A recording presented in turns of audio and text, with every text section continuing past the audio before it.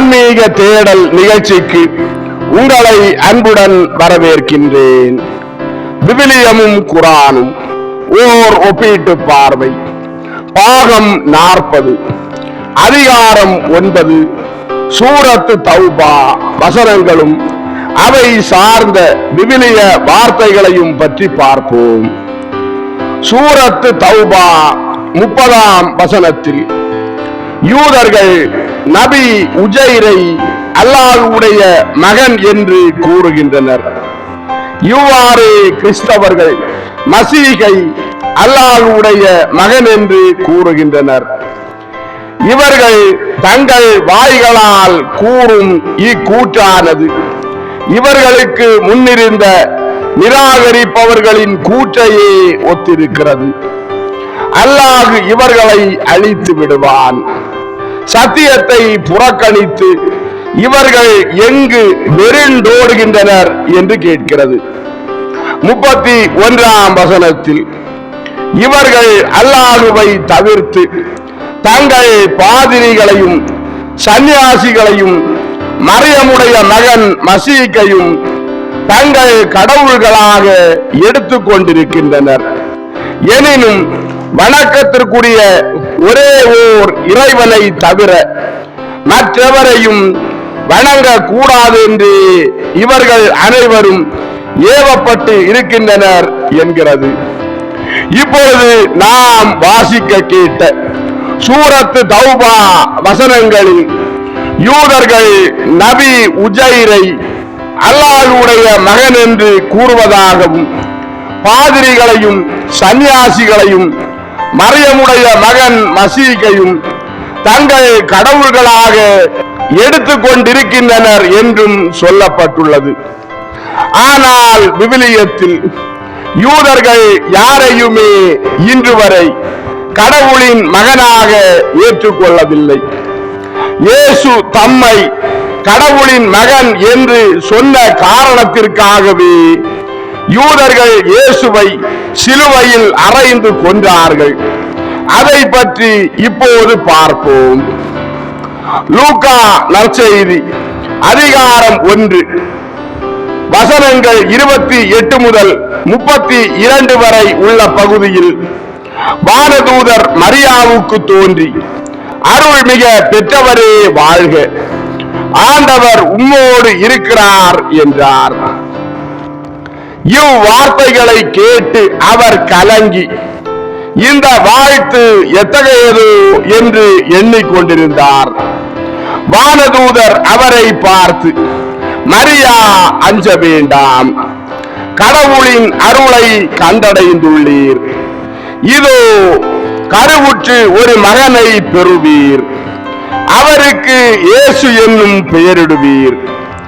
அவர் பெரியவராயிருப்பார், உன்னத கடவுளின் மகன் எனப்படுவார் என்றும்.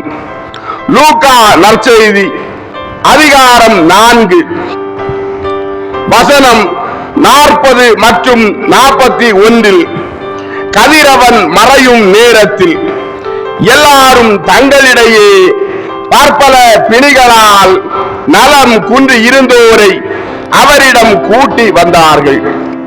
அவர் ஒவ்வொருவர் மேலும் தம் கைகளை வைத்து அவர்களை குணமாக்கினார். பேய்களும் நீர் இறைமகன் என்று கத்திக்கொண்டு பலரிடமிருந்து வெளியேறின. மேலும் மத்தேயு நற்செய்தி அதிகாரம் 16 வசனங்கள் 13 முதல் 17 வரை உள்ள பகுதியில் இயேசு தம் சீடரை நோக்கி, மானிட மகன் யார் என்று மக்கள் சொல்கிறார்கள் என்று கேட்டார். அதற்கு அவர்கள், சிலர் திருமுழுக்கு யோவான் எனவும், வேறு சிலர் எலியா எனவும், மற்றும் சிலர் எரேமியா அல்லது பிற இறை வாக்கினருள் ஒருவர் என்றும் சொல்கின்றனர் என்றார்கள். ஆனால் நீங்கள் நான் யார் என சொல்கிறீர்கள் என்று அவர் கேட்டார். சீமோன் பேதுரு மறுமொழியாக, நீர் மெசியா, வாழும் கடவுளின் மகன் என்று உரைத்தார். அதற்கு இயேசு, யோனாவின் மகனான சீமோனே, நீ பேறு பெற்றவன். ஏனெனில் எந்த மனிதரும் இதை உனக்கு வெளிப்படுத்தவில்லை, மாறாக விண்ணகத்தில் உள்ள என் தந்தையே வெளிப்படுத்தியுள்ளார் என்றார். யோவான் நற்செய்தி அதிகாரம் 11 வசனங்கள் 21 முதல் 27 வரை உள்ள பகுதியில் மார்த்தா இயேசுவை நோக்கி, ஆண்டவரே, நீர் இங்கே இருந்திருந்தால் என் சகோதரன் இறந்திருக்க மாட்டான். இப்போது கூட நீர் கடவுளிடம் கேட்பதை எல்லாம் அவர் உமக்கு கொடுப்பார் என்பது எனக்கு தெரியும் என்றார். இயேசு அவரிடம், உன் சகோதரன் உயிர் தெழுவான் என்றார். மார்த்தா அவரிடம், இறுதி நாள் உயிர்த்தெழுதலின் போது அவனும் உயிர் தெழுவான் என்பது எனக்கு தெரியும் என்றார். இயேசு அவரிடம், உயிர் தெழுதலும் வாழ்வும் நானே. என்னிடம் நம்பிக்கை கொள்பவர் இறப்பினும் வாழ்வார். உயிரோடு இருக்கும் போது என்னிடம் நம்பிக்கை கொள்ளும் எவரும் என்றுமே சாக மாட்டார். இதை நீ நம்புகிறாயா என்று கேட்டார். மார்த்தா அவரிடம், ஆம் ஆண்டவரே, நீரே மெசியா, நீரே இறைமகன், நீரே உலகிற்கு வரவிருந்தவர் என நம்புகிறேன் என்றார். மார்க்கு நற்செய்தி அதிகாரம் 14 வசனங்கள் 55 முதல் 65 வரை உள்ள பகுதியில் தலைமை குருக்களும் தலைமை சங்கத்தார் அனைவரும் இயேசுவுக்கு மரண தண்டனை விதிக்க அவருக்கு எதிராக சான்று தேடினார்கள். ஆனால் ஒன்றும் கிடைக்கவில்லை. பலர் அவருக்கு எதிராக பொய் சான்று சொன்னார்கள். ஆனால் அச்சான்றுகள் ஒன்றுக்கொன்று முரண்பட்டிருந்தன. சிலர் எழுந்து, மனித கையால் கட்டப்பட்ட இந்த திருக்கோவிலை இடித்துவிட்டு கையால் கட்டப்படாத வேறொன்றை 3 நாளில் நான் கட்டி எழுப்புவேன் என்று இவன் சொல்ல கேட்டோம் என்று அவருக்கு எதிராக பொய் சான்று கூறினர். அப்படியும் அவர்களுடைய சான்று ஒத்து வரவில்லை. அப்பொழுது தலைமை குரு எழுந்து அவர்களின் நடுவே நின்று, இவர்கள் உனக்கு எதிராக கூறும் சான்றுக்கு மறுமொழி ஒன்றும் கூற மாட்டாயா என்று இயேசுவை கேட்டார். ஆனால் அவர் பேசாதிருந்தார்.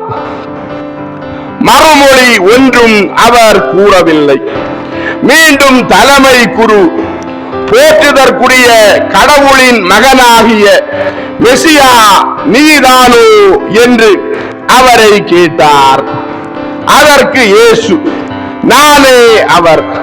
மேலும் மானிட மகன் வல்லவராம் கடவுளின் வலப்புறத்தில் வீற்றிருப்பதையும் வான மேகங்கள் சூழ வருவதையும் காண்பீர்கள் என்றார்.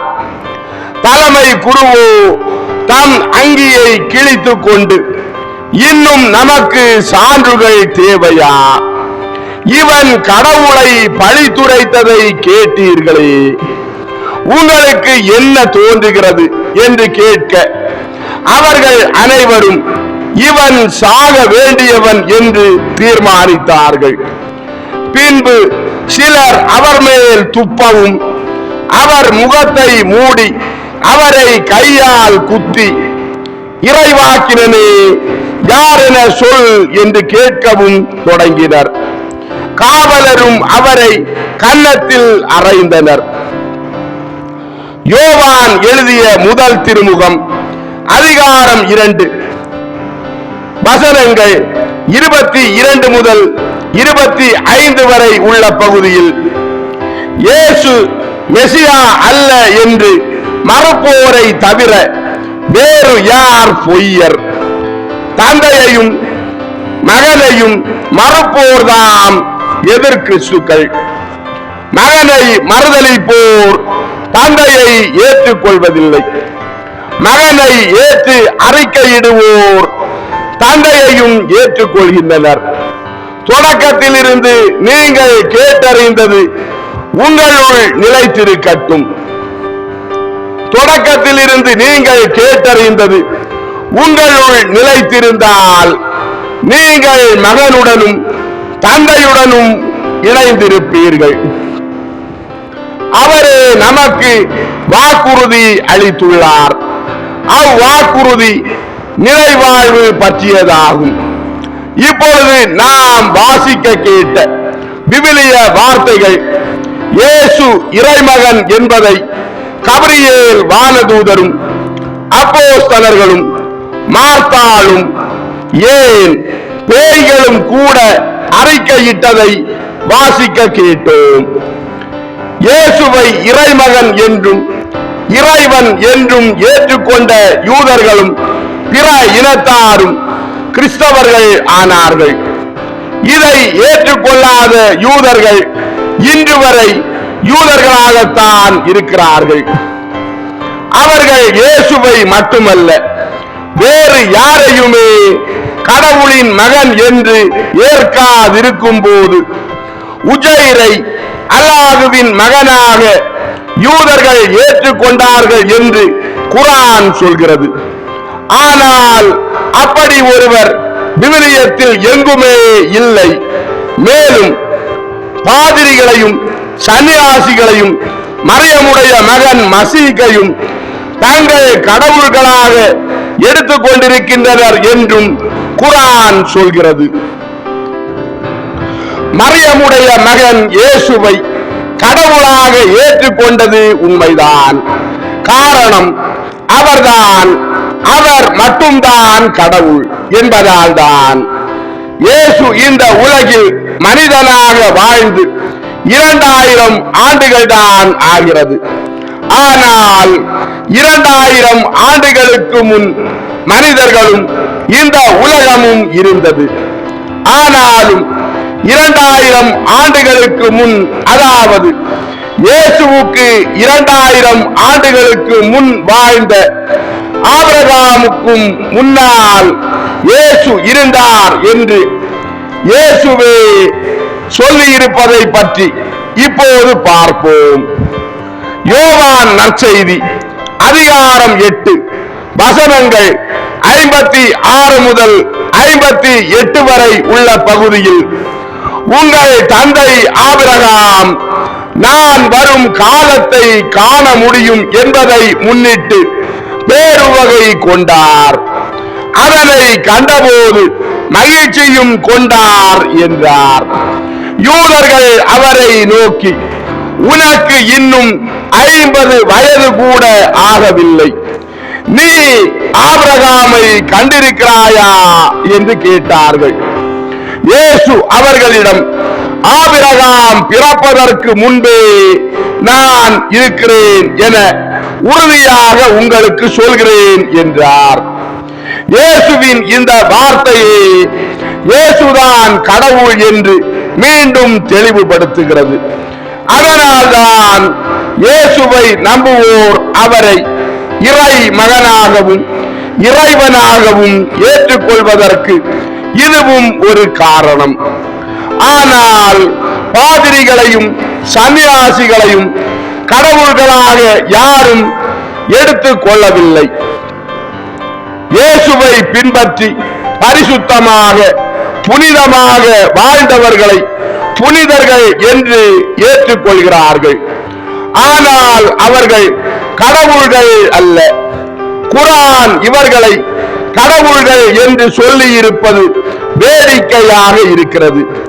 விவிலியத்திலும் கூட இப்படிப்பட்டவர்களை தெய்வங்கள் என்று சொல்லி இருப்பது புனிதர்கள் என்ற அர்த்தத்தில்தான். அதை பற்றி இப்போது பார்ப்போம்.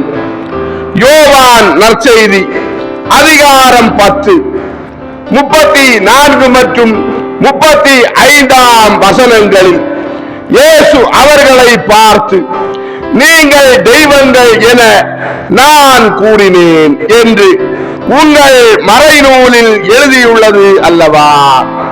கடவுளுடைய வார்த்தையை பெற்றுக் கொண்டவர்களே தெய்வங்கள் என்று சொல்லப்படுகிறார்கள். மறைநூல் வாக்கு என்றும் அழியாது என்று இயேசு சொல்கிறார். அன்பார்ந்தவர்களே, ஆன்மீக தேடல் விவிலியமும் குர்ஆனும் ஓர் ஒப்பீட்டு பார்வை. பாகம் 40. சூரத்து தௌபா வசனங்களும் அவை சார்ந்த விவிலிய வசனங்களும் நிகழ்ச்சி இதோடு நிறைவடைந்தது. அடுத்த நிகழ்ச்சியில் உங்களை சந்திக்கும் வரை உங்களிடமிருந்து விடைபெறும் உங்கள் ஜான் பிரிட்டோ. ஆன்மீக தேடல் தொடரும். நன்றி.